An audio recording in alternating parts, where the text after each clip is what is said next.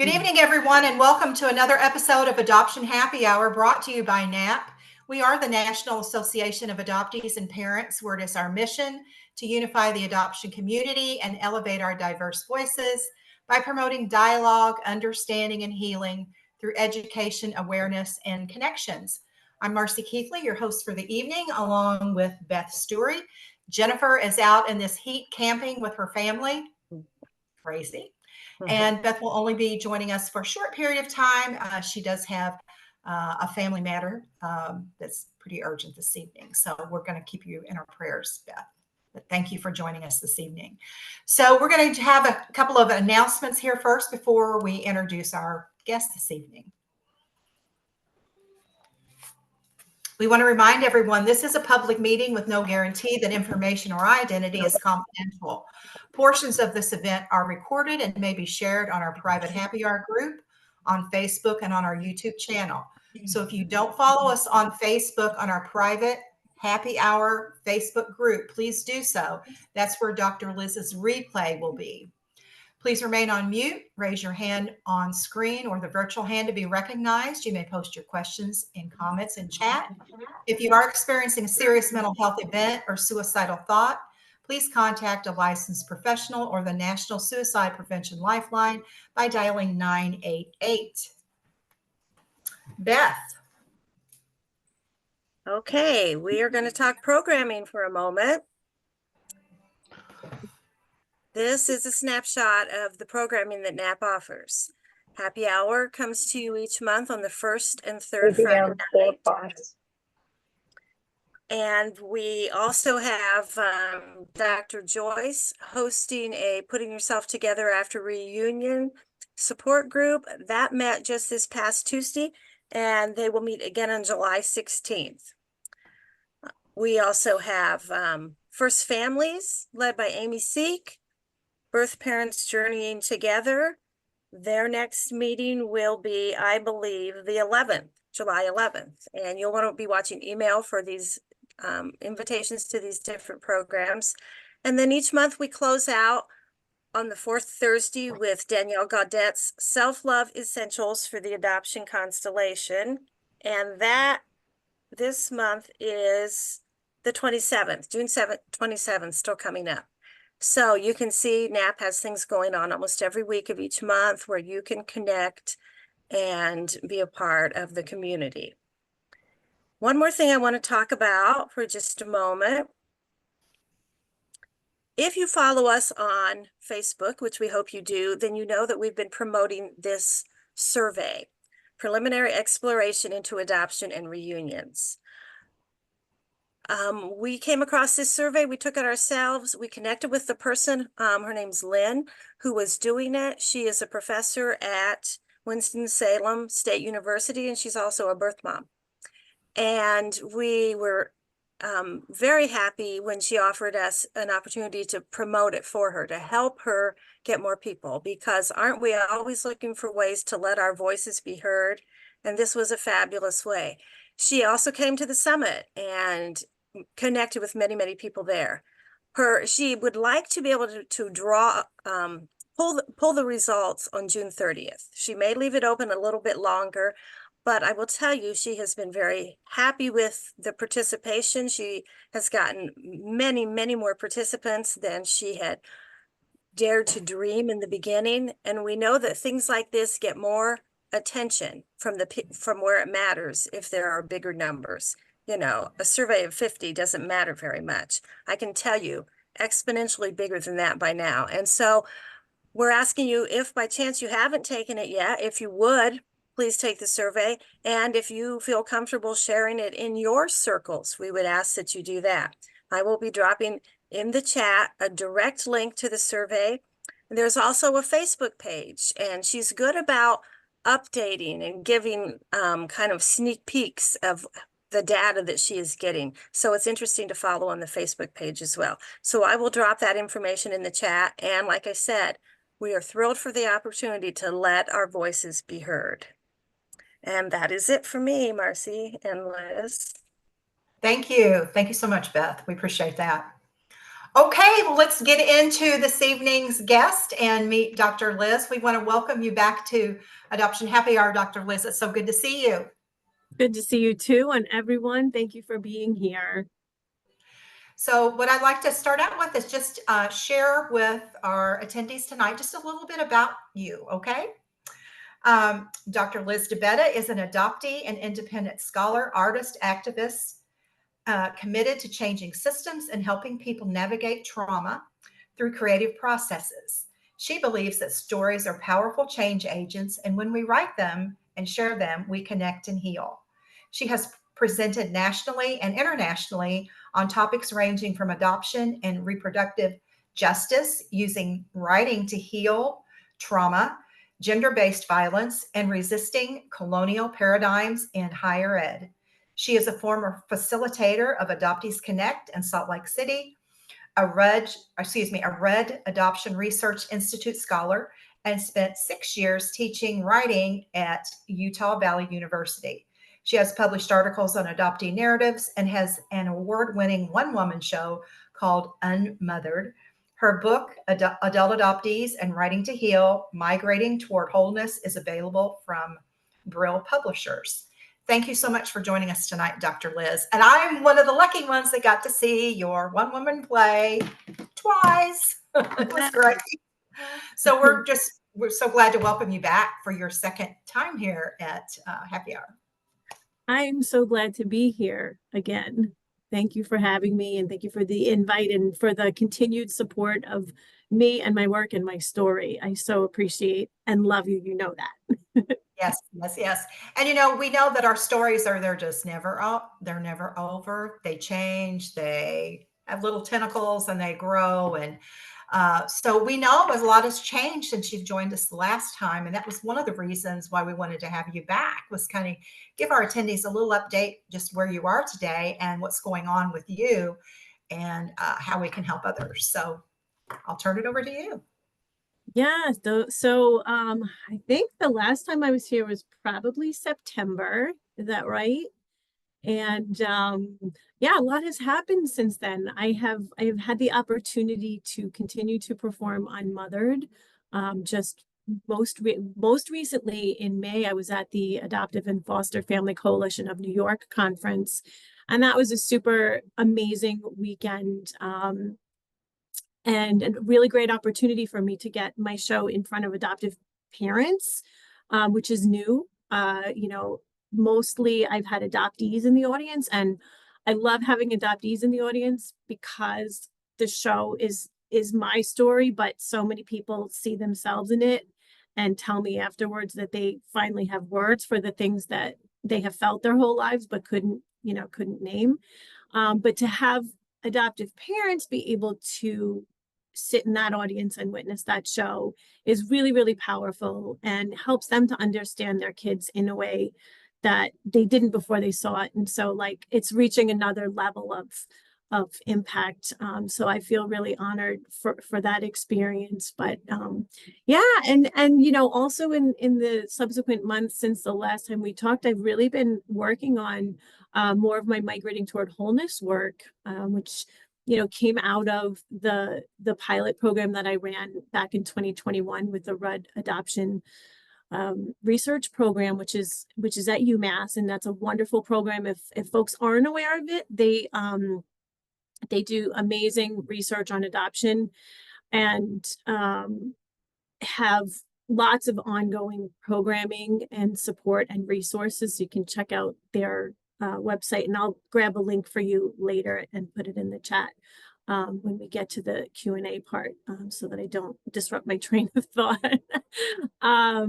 But yeah, that's a relationship. You talk about at NAAP the way that this is about educating, empowering, and connecting people. And that has been very much my experience with RUD is the ability to, I went there and I was the only non-social science scholar in the group.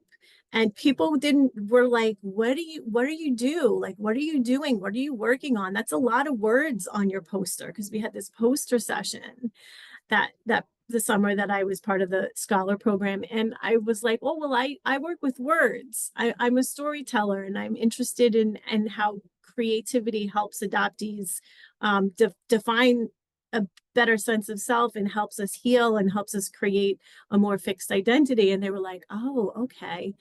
But they got really interested in that work a couple of years later and invited me to be part of this year-long conference in 2021, sort of right smack in the middle of our COVID years. And I got to develop the work that I do now. And so I will be forever grateful for that relationship, which is a continued relationship, and the support, because they said, hey, we're so interested in this writing and healing work. Can you do something with that? And I was like, yeah, sure. Well, what if I work with a group of adult adoptees? And we, I work with them over a sustained period of time, and we do some writing, and we explore this. And they were like, yes, do it. And you can watch that video. It's linked on my website as well, to kind of get a sense of what that original program was like. And then from that, I have, that really was the foundation for what is now. Yes, and Darren's in the group, and Darren was part of that original group, and with along with 10 other adult adoptees. And it was a group that ranged in age from 20s to 60s, and like powerful transformations happened over the course of the 8 weeks that we were all together. And it gave me the confidence to know that there was something here, right? That there was something really powerful about this work that I had been doing myself for my whole life. I've been writing since I was 14, and then I knew that if I could do it with other people, then we could really grow this movement. And so that's kind of where I'm at right now, is really what I'm starting to think about is calling the Migrating Toward Wholeness movement, and starting to think about getting more adoptees involved in using the particular process that I've developed, because I see how changed people are as a result of doing it, and doing it in intentionally small community groups. So that's a little bit about what's been going on.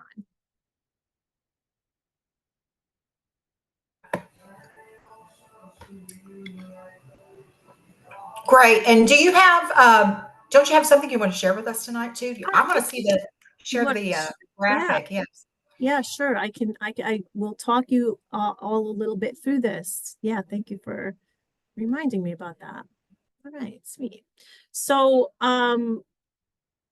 folks ask me all the time about what is Migrating Toward Wholeness, what is the writing and healing work, right?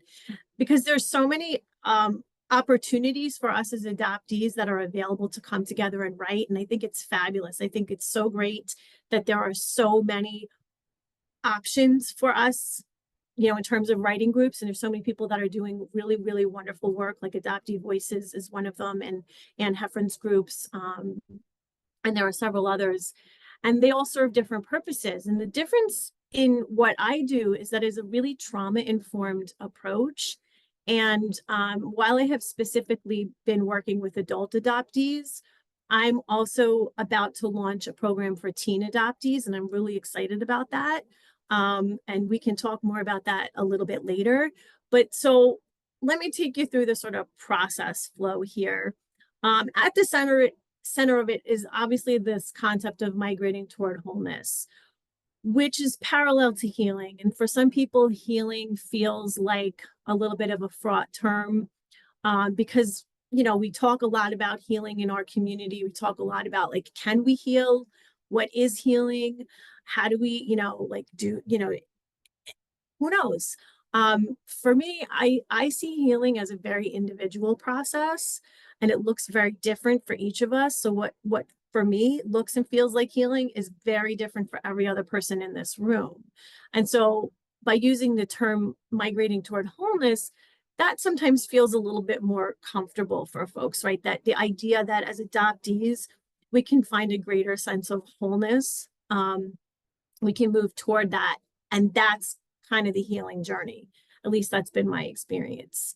And so the components of the migration, shall we say, is making space to heal. So like, put really simply, it's giving ourselves permission, right? We have to give ourselves permission to show up and decide to do the work of healing, whatever that might look like on a given day. So that's just deciding, I'm going to come to this workshop. I'm going to join the next 6-week session. And lots of folks in this room have been part of those. And I'm so grateful to them for trusting me with themselves and their stories over time, because they have made my life so much more rich and meaningful, because I've gotten to know them through their stories. So just showing up, right? Giving yourself permission to say, I'm going to come into this space. I'm going to tell my story. I'm going to put some words on paper, and I'm going to start the process. The next part of that is rewriting the truth, right? Lots of us, all of us as adoptees, know that we have been handed a set of circumstances that we didn't choose, right? And many of us also know that information that we've been given is not always necessarily the truth. And in the context of my own story, when I, it was in my 20s and started having some challenges with depression and mental health, and started thinking like, oh, maybe I need to explore being adopted. Maybe there's something there. I got my non-identifying information, and of course, we know that doesn't tell us very much, but whatever I had in there was something of a story. And so I kind of held on to that for a long time. 20 years later, when I returned to that non-identifying information after having met my first mom, and she told me, oh, the information that's there is not your biological father. And I was like, oh, great. So like for 20 years of my life, I've had this whole manufactured story in my head about these people that's not even true, right? So part of this process is being able to rewrite that truth in a way that makes more sense for us, for me now as an adult, for me wanting to be more authentic and whole. Then we get into the concept of expressing the primal wound, which, again, for a lot of folks can feel like a really big thing. But we all know that maternal trauma, the trauma of maternal separation, is something that happens before we have words for it. And we have to find a way to express it, or we're not going to move the stuff that lives in our bodies. So I'm going to take a second, and I'm actually going to read a little excerpt from the particular chapter about the concept of expressing the primal wound. The expression of unacknowledged grief is of key importance for adoptees seeking to heal from pre-verbal trauma. By making grief known to ourselves and others through writing, we're giving it a place to live and breathe that is outside of ourselves. The poem or the expression becomes the container for the grief we have carried, and we can now observe those feelings from the outside. To get to a state of knowing ourselves and our stories, we must write our way into being. We must uncover the hidden aspects of ourselves that we have buried, and we must make fresh memories to help us integrate the past with the present and solidify an authentic self. So that for me is really kind of the core of this work, is finding ways to put into words what we previously haven't had words for, or what we've previously been told we have to keep silent, right? Because we know that the silences can kill us. Right, we have a public health crisis in our community. We know that our adopted peers are dying at a 4-time higher rate by suicide, and that's not okay. And it's because for so many of us, silence has become a condition, an accepted condition of our continued existence. We've learned to be silent in order to stay safe. We've learned to be silent in order to keep the peace or to protect somebody else's feelings. And so stepping into the Migrating Toward Wholeness process is a way of breaking those silences, expressing the things that have been unexpressed, so that we move into this idea of becoming the subject in our own stories, right? Because as adoptees, we are always the object, right? We're the gift, we're the blessing, we're the thing that was handed over from one family to another without any choice or agency, right? We did not make that choice, and we are always discussed as if we are a thing, a in that transaction that is adoption. And so the work that we need to do to heal and to find a greater sense of wholeness and authenticity and integration in our adult lives is to figure out how to become the subject in our own lives. And that, and again, that's tied to this idea of breaking silences, right? What are the things that, and I have a sticky note right on the other computer screen in front of me as I'm talking that says all the things I could have or would have said. And right, so this is really very much a process of figuring out what are all the things that you need to say in a safe container. And then that just kind of, we just cycle around that process. And when we do all of these things in a community, right? So part of this trauma-informed process is really about building community first. And we automatically have, an affinity as adopted people, right? We have those shared internal experiences. But what I have found in the small groups that I have curated over time is that when we come together in these small groups, the sense of community and connection is incredibly profound. And people come together from, all different places in the world and places across the United States and different ages and different life circumstances. But when we start to tell each other our stories, we become forever intertwined because we recognize ourselves in each other. And that's part of the healing process too, is finding a space where we can feel seen and heard and valued without judgment. And we do that over time. So it happens, over a 7-week process, and sometimes longer depending on folks' choices. But yeah, that's in a kind of a big nutshell.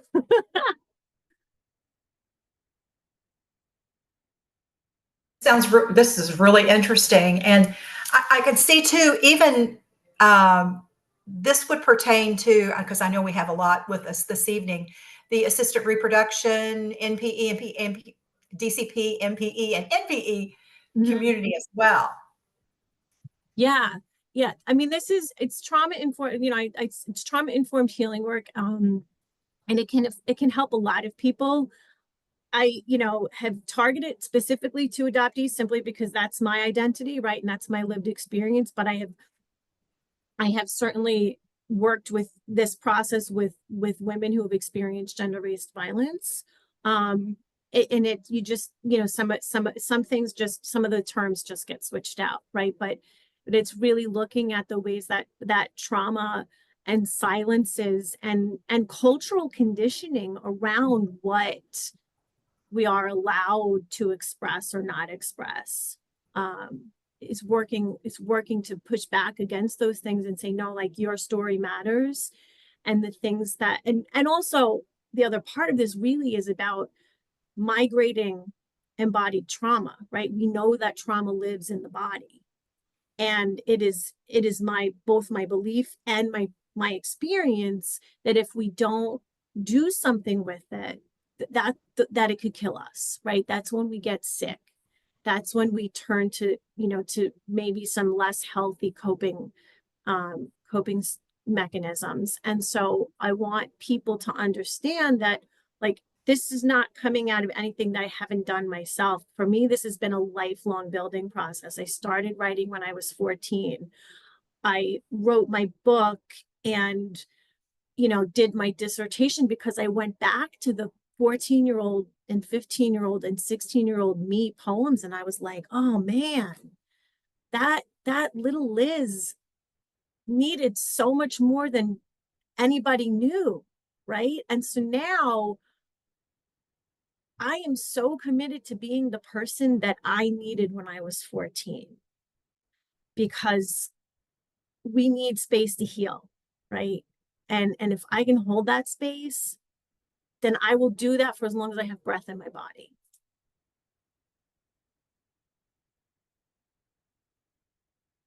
It's interesting when you were talking about those poems that you found, and you were talking about your younger self, and you were reading through those. I personally came across a poem that I wrote when I was going through a box, and I think it was like 9 or 10 when I wrote it. And it was called Alone. And I went through it and I was like, but I was in pain, that little girl. I was truly lost and in pain back then. I've just rediscovered that a couple of weeks ago. And it was just like, I forgot I even had it. Yeah. But you go back and you look at the things that you've written, whether it's in your journal or a poem or whatever it is, and it triggers some hidden feelings, and yeah. And then where do you put that? Right. Yeah, where do you put that? And that's a lot of this process is about sometimes like that was the interesting thing that happened for me when I sat down and was writing my book, that I started going back through these poems, and I wasn't, I had a plan, but I didn't have like a strict plan.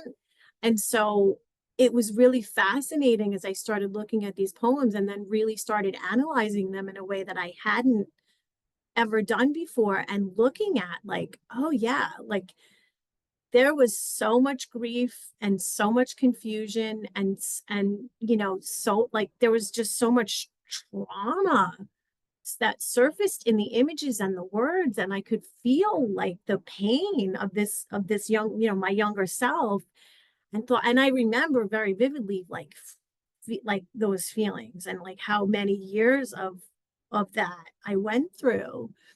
And the really important thing about what I have discovered in doing it myself and then working with other people is that if you do have writing from your, younger years, from particular periods of time, that's a gold mine. Go back to that writing, right? Look at what that's telling you, and take some of the things, right? Some of the lines that feel really important to you, and use them to write something new, right? And then as you start to do that and you develop, that process like as a daily habit, you start to kind of peel back the layers of the onion, so to speak, and get to the heart of the places that still need some TLC, right? This process and the work that the kind of writing that I do and that I encourage other people to do is so much about getting to a deeper connection with yourself, and using the writing as a way of like having that conversation with the different parts of you that still need attention, so that you can have deeper connections with people in your life, right? So can you tell us a little bit more, Liz, about how this works as far as, okay, so do you do like a group of 10? Is it limiting? Do you have an audience limitation there so you can? Yeah, I'm gonna Or is it? stop sharing my screen, but if anybody wants me to put it back up, I will later, just so I can see more folks' faces. Yeah, so the groups are intentionally small. Groups are capped at 6. And I've played with this number over time. The one day workshops, I will do up to 12 folks because they're intro workshops, and it kind of gives people the introduction to this work and the idea of like, okay, what is this? And is this something that I want to really dive into? Because some folks have questions and they're like, I don't know if I want to do, this whole 6-week thing. So, so they try the 1 days, and those, as I said, those, are up to 12 people. Sometimes we don't get 12 people. But the 6-week groups are capped at 6 because of that community building aspect, because that small group is really essential to having a really personalized experience, like that each person in the group gets to show up and bring what they need each session, and that there's a significant amount of sharing and conversation that happens. And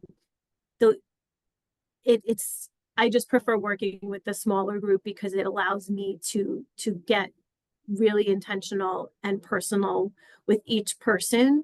And we get to do some really deep, beautiful work together. Yeah. And do you have some upcoming dates when your people will be can sign up for this, or how does that? Yes, I will be sending out marketing on Monday, but the next 6-week group will start August 1st. It's Thursday evenings, and they'll be August and September. So you can do the math, you look at a calendar, August 1st, 7th, 14th. There's a break between weeks 3 and 5. No, 4. After week 3. That break week in between is intentional because a big part of the process and a really important part of the process is taking time to reflect on what's coming up and to be able to take that week to go back through. So to your point, right, Marcie, where you just said you found that old poem, right? You did the 3 weeks. Now you're going to go back to the writing that you've done over those 3 weeks, and you're going to see what you notice and what you can learn and what you want to follow. And then when we come back together, we do the second half of the 3 weeks. There are personalized workbook pages that folks get every week. And then at the end of the 7 weeks, you get a full workbook for ongoing practice. I see questions in the chat. Yeah, and I will get to the answers in a moment.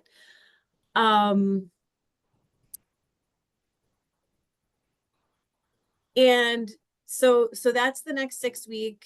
And then there will be a 1-day workshop. Right now it says June 30th, but I'm going to be in Minneapolis at the Adoptees United mini conference that weekend. So I'm going to shift that June 30th date to July 7th. And so for folks that are curious, but want to try it before they get into the longer term commitment, that'll be July 7th. And yes, I see Susan's hand, and I'm gonna check the chat. And so yeah, I mean, I'm gonna just note this in the chat. I don't think it's possible to ever completely heal. I agree. Healing is really not a linear process. And it's a journey. I talk about it as a journey a lot. And no, I don't think anybody's ever truly healed from anything, but that's where I think I prefer, I use the term wholeness, because for me, if I can feel a little bit more whole and a little bit more complete and authentic in myself, then that feels like healing for me. Everybody, gets to define that differently for themselves. But yeah. And there are days where, like, as far as they've come, like I have days where I'm like, well, shit, I'm not okay today. And that's part of the journey too, is having those ebbs and flows. And then Tammy had a question about, is there a charge to join writing groups, and how do you join? Yeah, my website is DeBetta.com, very easy. And so you can find the information on the website. And there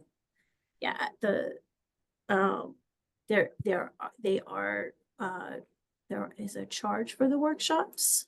Susan, I'm going to stop talking and let you jump in.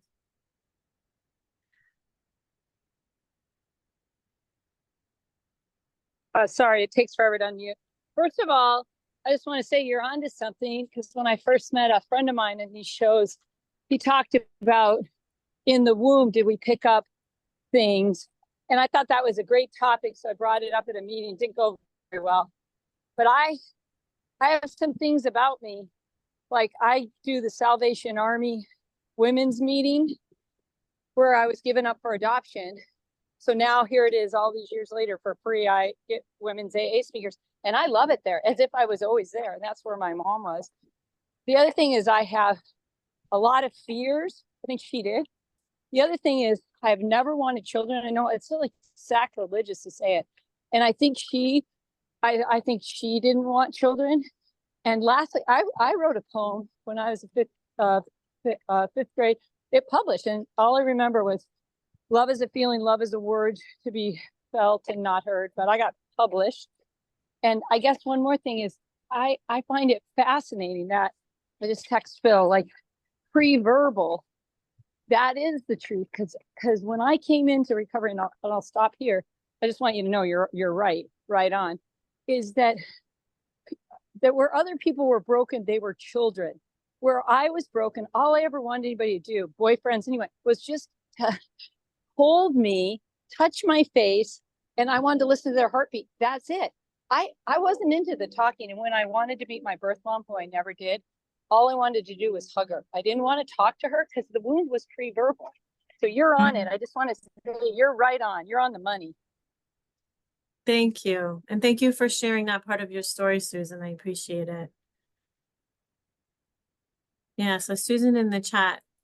I don't write because my mom found my diary, and it was she asked me to break up with this guy and I had a mental breakdown. So even in AA, I never write. I do little codes, and so that's going to have to be a big breakthrough. But I appreciate what you're doing. Yeah.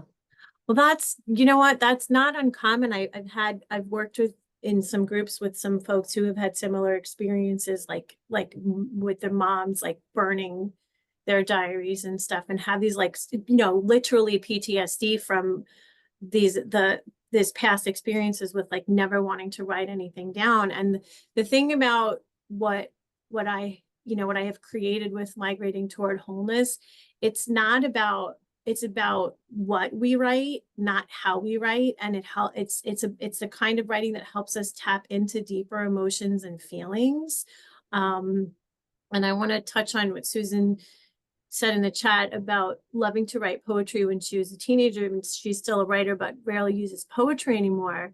I think we do shift out of the image-based language, but the importance of poetry in this process is that the poetry, there's, because of the use of imagery and metaphor, it is a more immediate way to get at the deeper feelings. And so what I discovered when I was writing my book and when I was developing this process was that I could very clearly see in the poems all of these particular images that kept showing up, right? And that was unresolved grief, and that was unresolved trauma, and that was those were the road, you know, the mile markers, I guess is the term, right? That I could then go, oh, okay, like if anybody had bothered to look at this over at that point in time, like I might have started this whole healing journey, this journey toward wholeness, this journey toward being more authentically me sooner, because I would have been able to identify it as grief, as unacknowledged loss. I would have been able to identify those things, but I didn't. And so the other thing about the specifically poems is that there's the whole field of therapeutic writing, and some of it is expressive writing when we write specifically about traumatic experiences or trauma. But then there's a whole chunk of it that's specifically devoted toward the use of poetry as a therapeutic modality because of the immediacy of the language, and also because the poem becomes the container, right? So there's a psychologist or psychiatrist, excuse me, named Sophia Richmond, who's got a book called Mended by the Muse, Creative Transformations of Trauma. That was pretty influential on some of my thinking about this work early on. And in her book, she talks about using art as a container. So sometimes it's like a painting or a drawing. It can be a piece of music.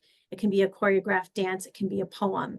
And those things become the container for whatever the deeply held emotion is, or whatever the traumatic experience is. And when we give it, and again, it's what I just read in that excerpt from my book, when we give these feelings a place to live outside of ourselves, and we fashion a container for it, i.e. a poem, we're doing something really important with that, right? We're committing it to a page, to a place in time, and we're giving it space to breathe outside of ourselves. And that's then also where the moving of the embodied trauma comes from, right? Because all this stuff, it's a very embodied process, right? Where we write, and Bruce, who's here, there's a beautiful quote from Bruce on my website, because he, very rightly identified that, like, we're writing from the body, right? That the experience that we've had together in groups that we've worked in, and you can corroborate this later, Bruce,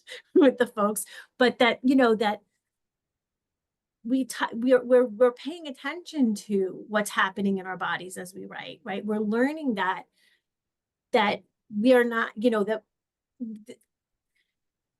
I get excited and then my brain moves faster than my mouth. Take a breath, check in with my body, right? Take my own advice. But that's a big part of this too, is recognizing that so much of my own experience has been disembodied, right? And I don't know if anyone else can relate to that, but as adoptees, I think we learn to dissociate, right? Because we didn't have those connections early on, and we didn't, you know, to Susan's point, we weren't held and we weren't nurtured and we didn't hear that heartbeat. And so we get afraid of being in our bodies and really connecting to our core selves. And so this kind of writing practice and process encourages us to return to ourselves, to check in with our bodies, to keep breathing, to notice what we're feeling as we're writing and sit with it and let it be okay, even if it feels hard. Because that's also part of the healing or wholeness process too, is kind of coming home a little bit to yourself and being okay with being sad or feeling angry, right? Anger comes up a lot, and that's good.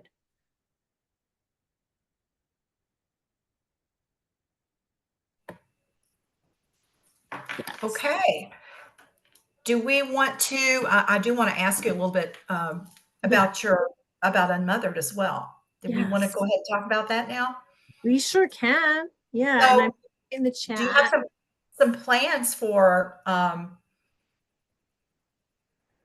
when you're showing that again? Showing that. I'm actually showing that you're performing. Yeah. So I am in preliminary stages of trying to figure out whether I may be able to live stream it. And that's something actually Marcie and I have started briefly discussing. So y'all, there may be a live stream presented by NAAP sometime in the late fall, I'm hoping. But I travel. Like, the beautiful thing about Unmothered is that I can do it in your grandmother's basement if I needed to. It is a really intimate performance that doesn't require a lot. It's great when I have a stage in a theater, but I have done it in lots of different places, professional theaters, and, you know, like conference rooms. So it's really about me and my body and my story and my words. And if folks are connected to universities or community organizations that might be interested in bringing the show to you, let me know, because I'm looking to book a couple more performances before the end of the year, and then for next year as well. So yeah, my goal is to, you know, for me this year, my goal was to do it at least 4 times. And I think I've done it 3 times now. So I'm pretty close to that goal. And if I get to 6 before the end of the year, then I've exceeded my goal and I'm winning. Right. So do we want to go ahead and open it up to questions from our attendees? Are you ready for that? Or is there some other things you'd like to share before we get into questions? No, I think I'm good for questions. I you know, like I said, the only other thing is I'm going to be launching a program for teens. Let's talk about that. Yeah. I always thought it was be so cool at conference. We talked about this, Beth and Jennifer and I, how cool it would be to have some type of a teen mentorship, to where you came to conference and an adult adoptee was a mentor to a teen. I mean, there's interest out there. So I'd love to hear your thoughts on that. Yeah, I mean, I think that, I mean, again, like I said, I have really lately very much been thinking about being the person that I needed, that 14-year-old Liz needed, right? And so my particular gift is holding space and you know, giving people the opportunity to be in a space where they can explore their stories and their emotions and start to come to a greater sense of wholeness. And so for me, I'm just going to be launching Migrating for Wholeness for teens. And what I'm thinking about that is that it's going to be very much like what I did originally with Darren and the other folks in the pilot group, where we worked together for the 7 weeks, and then at the end of it, each person decided on which piece of writing that they wanted to share publicly at the end of it. And so that was our public presentation that we actually created a video for that, which we showed, and then we had a, you know, sort of an open Q&A and roundtable discussion with folks in the virtual audience during the conference at Rudd. But that's how I would bring their parents into the conversation, is by nurturing them along this process for the 7 weeks, and then inviting their parents to witness the stories at the end of it that each young person wants to share, and then opening up dialogue among the teens and their parents, and sort of acting as a mediator for that. So that's what that looks like. But in terms of mentorship, I think anytime any of us who are farther along on this journey can help younger folks out, we should do it, you know, and each of us kind of occupy different spaces. And I think there's room for all of us to cultivate those relationships and do the things that feel most impactful for us, and that use the gifts that we have developed. Yeah, there are so many people that I could recommend for this mentorship program that have, you know, been in the community for years and years and have done the work and have, you know, been such an inspiration to others. So I just think it's just brilliant. And these kids, they need us. Yeah, they do. They truly need us. And I think, you know, your program would just be phenomenal. And the kids need it and the parents need it. And then having that open dialogue, I mean, I just think it's brilliant. Yeah. And I think, you know, that is a group that, like I said, I know we've talked about it for years, and it's like, there's so much, you know, we want to do, but we can't not, we have to remember them. Mm-hmm. They truly do need it. So. Yeah. And especially when we think about the statistics, right? When we think about, you know, how many of us are succumbing to, you know, suicidal thoughts and, you know, really poor mental health outcomes because we don't know how to talk about it. And like, certainly 14-year-old me didn't know how to talk about it. That's why I started writing the poems, right? And I didn't share those poems with anyone. But if I can be a safe space for a younger person who's feeling the things that I sure as shit felt for all of those years, I can say, listen, there's another side, right? You can come out on the other side of this, and there's other people, right? And that's the other thing, coming into community with one another and recognizing that every other person in the room, in the virtual room, has the same internal experience is life-changing. I mean, that in and of itself is so being validated, like hearing someone else say, oh yeah, like this is how I feel about, you know, this crazy, complicated situation that is adoption. Like, I have this really complicated relationship with my parents and I don't always know how to talk to them. Oh yeah, me too, right? And so many people have these like, aha, like me too moments. Even like, you know, I'm thinking about a group that I've been working with. One of the women is in Australia and the other women are here in the United States, and like, you know, grew up continent, like adoptees on different continents, and we're still like all going, yes, same, me too. And so for teens to have that experience, I think is huge. So if folks know teens and are that, you know, want to refer folks my way to start these, you know, to start doing this work with teens, I would sure appreciate that. Because like I said, I'm in a building stage right now. And so that's, you know, so much of how we do this work is by talking about it, and by letting other people hear these ideas and then tell somebody else about it. So. Okay, so let's see. What we like to do, it's just about 8 o'clock, is normally we go ahead and stop the recorded portion so we can open it up to questions, keep that private. So I'm going to go ahead and stop the recording at this time.